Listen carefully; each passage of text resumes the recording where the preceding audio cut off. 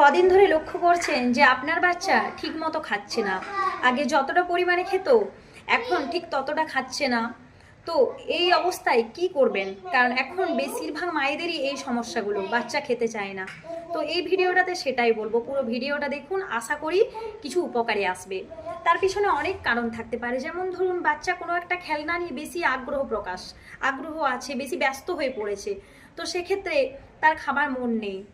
এই জন্য হতে পারে। বাচ্চা ধরুন বেশ কিছুদিন হলো কোনো অসুস্থতার মধ্যে দিয়ে গেছে, যেমন ধরুন তার জ্বর হয়েছে, সর্দি কাশি এগুলোতে ভুগেছে, বা ধরুন তার জ্বর সর্দি কাশির জন্য সে ওষুধ খেয়েছে, তার ফলে তার মুখের যে স্বাদটা সেটা নষ্ট হয়ে গেছে। বাচ্চার নাক বন্ধ আছে, টনসিল বা গলায় ব্যথা আছে, তার জন্য বাচ্চা খেতে পারছে না।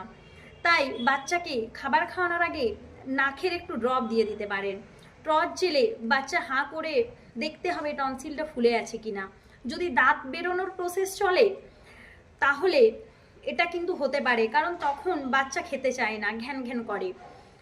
যদি এরকম সিচুয়েশনের মধ্যে দিয়ে চলে তাহলে কি করবেন, বাচ্চাকে পাতলা পাতলা করে খাবার খাওয়ানোর চেষ্টা করবেন এবং অল্প অল্প করে বারে বারে খাবার দেওয়ার চেষ্টা করবেন।